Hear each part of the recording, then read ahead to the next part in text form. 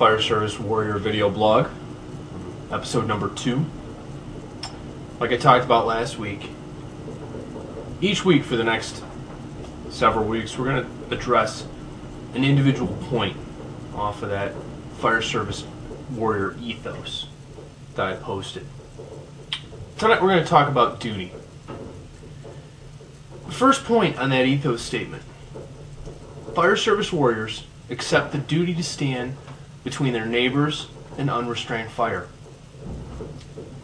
That's an important duty. I think I have to really start off by mentioning the line of duty death of firefighter Mark Falkenhand of the Lutherville Fire Company in Baltimore County, Maryland.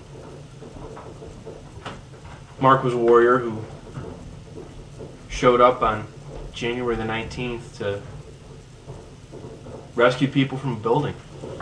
Rescued a woman from a third-floor apartment via ground ladder, and then entered the third-floor apartment to search for other possible victims. During the primary search, something happened. Mark's partner bailed out of the third-floor window.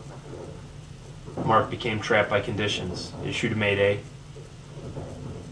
His brothers and sisters on the scene got him out of the building, transported him to the hospital. Mark ultimately succumbed to his injuries, probably from flashover, based upon the initial reports. We'll of course have to wait for the NIOSH investigation and everything else to really find out what happened. But it sounds like that's what would happen. That's what occurred.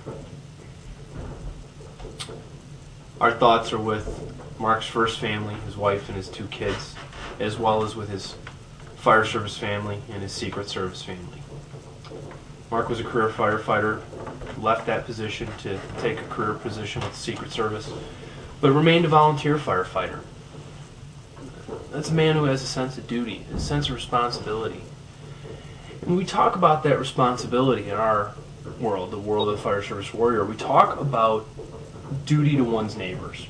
Now, Chief Brunacini, retired from the Phoenix Fire Department, very well known, wrote extensively about customer service and the importance of customer service. Chief Rick Lasky, in his book Pride and Ownership, talks about serving our community and providing good customer service. I like the word neighbor, though. I think there's something implied in that word, that sense of doing things for one another. If I'm on shift some days, my neighbor will shovel my sidewalk. There are mornings I drive their kid to school. We just do those things for our neighbors.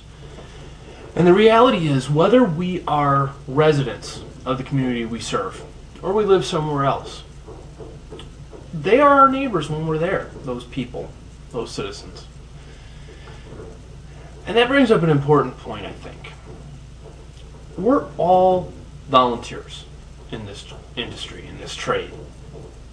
We all got up and made the choice, raised our hand and swore an oath to protect people. And that is what our duty is.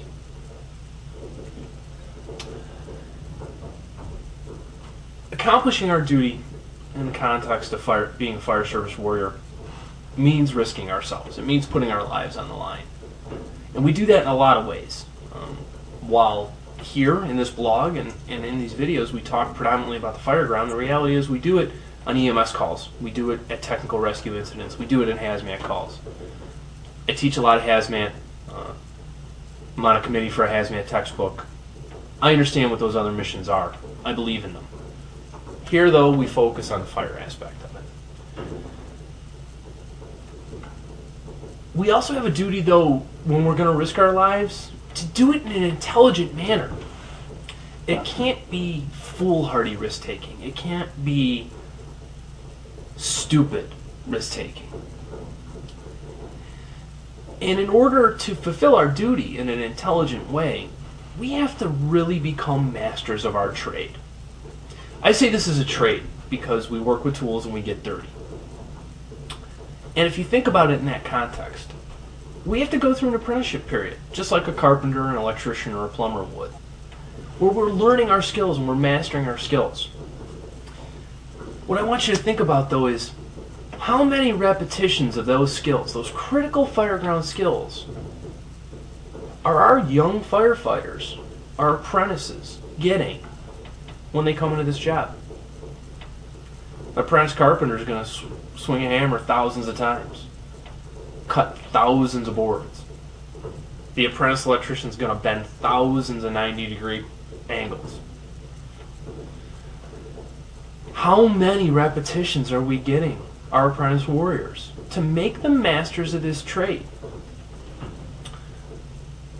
In the fire service, when we're operating on the fire ground, we expend a tremendous amount of metabolic energy.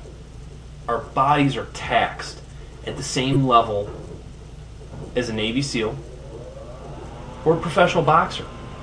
It's a lot of physical output.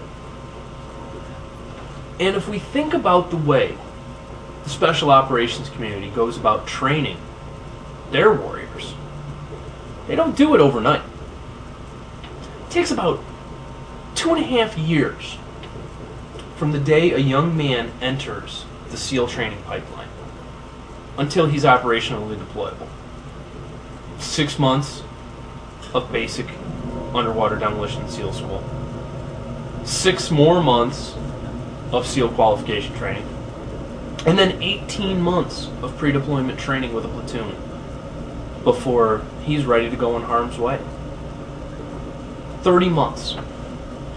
How much time are our apprentice warriors getting before we turn them loose on the fire ground? Professional academies can be anywhere from 6 weeks to 16 weeks. And they're on the streets. My fire academy, when I started out as a paid-on-call / part-time firefighter, was 2 days a week, every other weekend on a Saturday, for 4 months. About 280 hours of school. And I was deemed basically mission capable. And in the department I started off with, that meant that more often than not, I was riding in the right seat because there were 2 people on duty. That's one example. But we have to think, how much time are we getting our folks in that good, solid training environment? If we're going to allow them to risk themselves on the fire ground, and expect them to, because that is their duty, then we have to make sure that they've mastered building construction. They've mastered fire behavior. Those 2 things, more than anything else, will kill firefighters.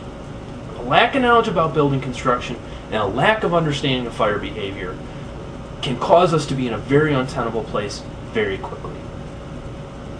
The other thing is we have to understand how to read smoke. To me, reading smoke is basic reconnaissance. It's tactical intelligence. It's telling us what that fire is likely to be doing next. Dave Dodson and his program is phenomenal. If you haven't had a chance to check it out, go. Get his DVDs, get his PowerPoints, sit in on his class, visit him at FDIC. The guy's got a great program that each and every one of us should have to learn from. So if we're going to embrace our duty to stand between our neighbors and unrestrained fire, then we also have to accept that part of that duty is becoming masters of our trade. Working at it, striving to excel, not accepting a culture of mediocrity in the fire service, but really striving to be the best we can. Sure, we're going to falter. We're going to have our good days and our bad days. We're human. But we have to try. We have to try to excel. So, I'd like to leave you with the words of Robert E. Lee, a man that history has acknowledged as being driven by his sense of duty. And it's this: duty is the most sublime word in the English language. Do your duty in all things. You cannot do more. You should never wish to do less. So for this week, that's the Fire Service Warrior video blog. Thank you for visiting. Thank you for referring friends. Please continue to encourage people to come and visit the site. Continue the emails. Continue the feedback. In coming weeks, we're going to continue to talk about ETHOS, and we're going to talk about some of the other things that are going on. For those of you that are booking your trip to FDIC, I am going to be doing a workshop on Monday, and I'll be doing a classroom session on Wednesday. Come up, say hi, check it out, and let me know what you think. So until next week, or until I see you, have a great weekend. Cheers.